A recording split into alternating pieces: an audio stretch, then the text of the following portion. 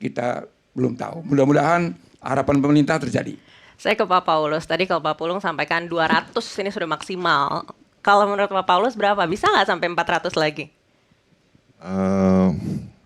Saya nggak tahu ya, mungkin bisa 400, tapi mungkin juga 200 itu udah sangat tinggi juga. Dan menurut saya bahwa kembali kepada supply demand. Dan pemerintah ini saya pikir mengamati juga dan sangat cerdas di dalam mengamati supply demand ini. Sehingga ketika tahun-tahun kemarin dari COVID harga yang sangat tinggi tadi kemudian di-push habis-habisan, lalu kemudian harganya turun. Lalu kemudian ini dicoba untuk dikendalikan.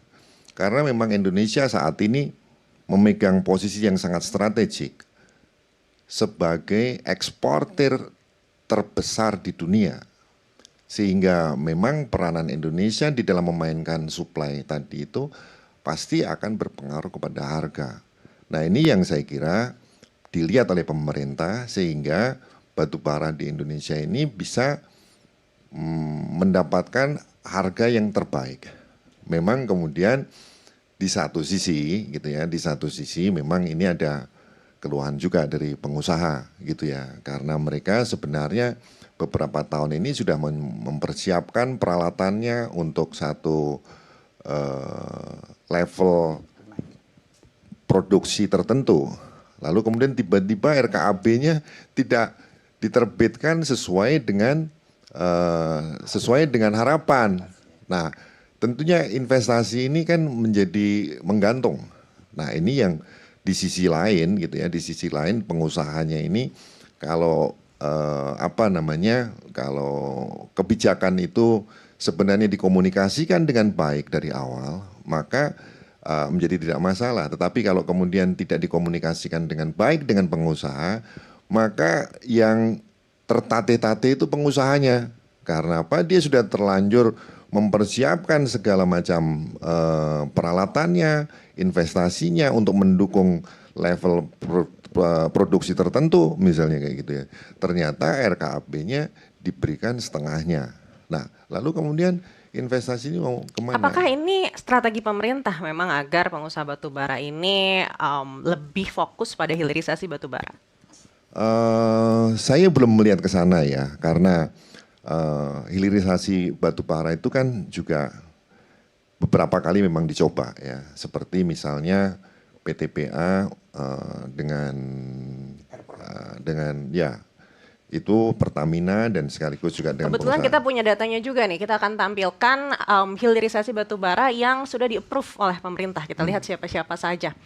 Memang kalau melihat dari data-data ini ada 5 yang katanya sudah disetujui pemerintah. Yang pertama kita lihat PT Kaltim Prima Coal, ini estimasinya mulai produksi di 2025, artinya kalau sekarang 2026 ya berarti harusnya sudah mulai produksi begitu ya. Gasifikasi batubara kepada metanol, tetapi berpotensi berubah menjadi amonia. Lalu berikutnya ada PT Arutmin Indonesia, ini juga sama untuk metanol juga, dan PT Multi Harapan Utama ini semi kokas. Masih ada 2 lagi, kita akan lihat 2 PT lagi, ada Adaro Indonesia, ini ke DME di Metal Ether, dan juga Kideko Jaya Agung, ini untuk menjadi underground coal gasification. Kalau melihat data-data ini sudah sesuai dengan harapan pengusaha atau belum, Pak Paulus? Ya, masing-masing pengusaha memang punya spesifik harapan ya. Mereka yang sudah mendapatkan persetujuan ini pasti mereka itu ya sesuai dengan harapan kan gitu kan. Kalau kita yang belum sampai kepada sana pasti kan akan memilih satu hilirisasi yang tanpa resiko ya. Kayak misalnya yang tadi ada DME sama dikerjakan oleh Adaro ya. Adaro. Nah Adaro dia sudah melihat itu punya spread dari value added yang akan tercipta dan dia punya kapabilitas untuk melakukan investasi itu dan sebagainya. Tapi kan tidak semua pengusaha seperti Adaro. Jadi ini diperlukan satu investasi yang cukup besar gitu kan. Mungkin sekitar kalau yang rencana di PTPA itu kan kira-kira sekitar 2,1 sampai 2,3 billion US dollar untuk kapasitas mereka. Nah tentunya tidak semua pengusaha batubara juga memiliki kapabilitas untuk berinvestasi ke sana. Nah sekarang ini kan banyak yang mereka lakukan untuk pengusaha-pengusaha yang jauh di bawah itu, ya mereka itu hilirisasinya adalah dengan cara blending, dengan cara pencucian dan untuk bisa matching dengan market. Lalu yang lain lagi yang memang sudah proven 200 tahun lamanya hilirisasi batu bara itu kan ya batu bara untuk coke, jadi menjadi bahan untuk peleburan baja. Lalu kemudian yang sekarang ini sudah cukup proven juga yaitu batu bara to gas. Itu sudah banyak sekali dilakukan di China sana dan mereka juga sampai pada amonia.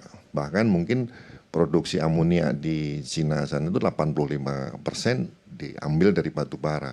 Nah, untuk beberapa yang saya lihat tadi, ya mereka mengambil PET yang sudah proven seperti itu. Sementara DME, kemudian coal to liquid seperti Sasol yang ada di Afrika Selatan. Nah, itu kan juga diperlukan sebuah prasyarat yang luar biasa untuk bisa berhasil dan kemudian mempertahankan sustainability-nya.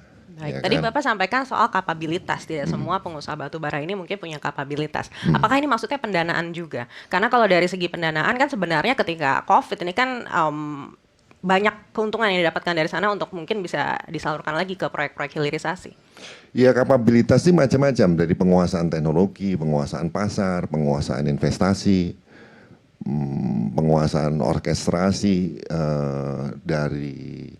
dari produk yang akan dihasilkan kepada market yang ada dan sebagainya, itu capabilities yang mereka sudah tentunya untuk pengusaha-pengusaha yang sudah mengajukan dan sudah disetujui itu pasti sudah mengukur dirinya, ya kan? Nah itu yang saya lihat gitu ya. Dan mereka pada umumnya dari KPC, dari Adaro, dari semuanya itu kan kita sudah bisa melihat bagaimana kapasitas mereka kan gitu ya. Baik, artinya dari industri sendiri ini sebenarnya sudah cukup punya willingness begitu untuk beralih ke hilirisasi. Ya pertama mungkin karena juga pemerintah juga berharap ada hilirisasi kan gitu kan. Cuman memang bagi saya sebenarnya hilirisasi itu konsep yang saya miliki gitu ya, atau yang saya pikirkan gitu ya.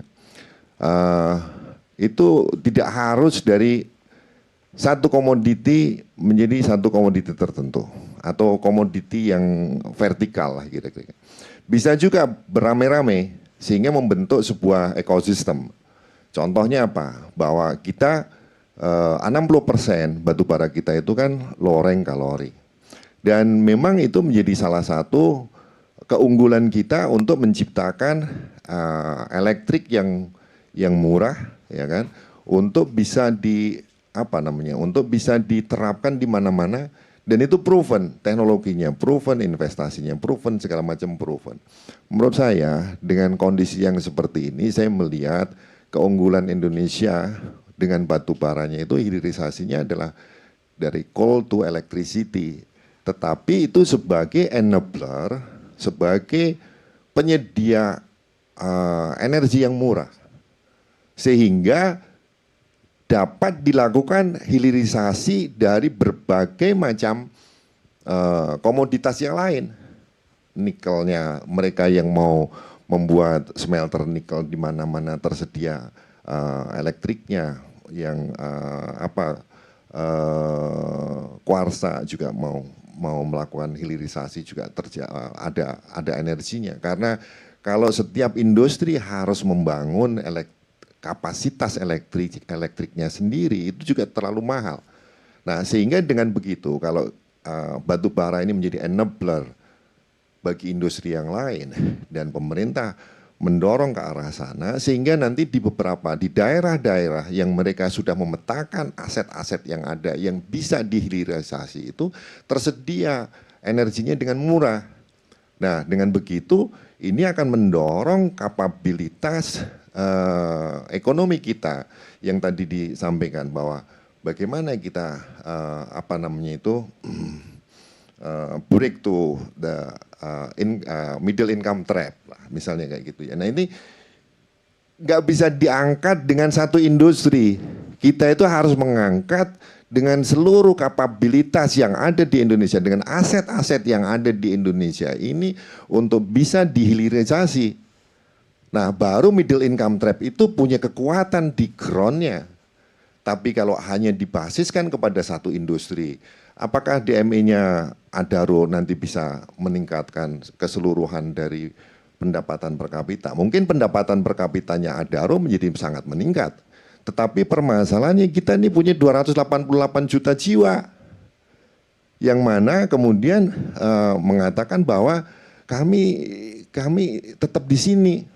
Sementara yang lain-lain itu berjuta-juta kali lipat. Akhirnya kan, ketimpangannya justru semakin tinggi begitu ya. Itulah yang menjadi istilahnya apa, paradoknya, ya kan? Nah, paradoknya itu adalah bahwa kita ini kaya tapi miskin, ya kan? Rakyat. Tapi kita miskin mengaku kaya, kan gitu kan?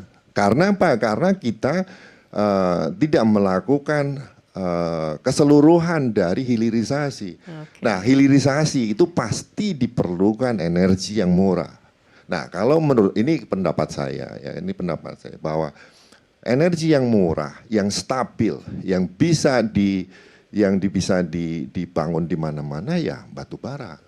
Nah, kita memiliki itu dan batu bara kita memang cocok untuk coal to electricity.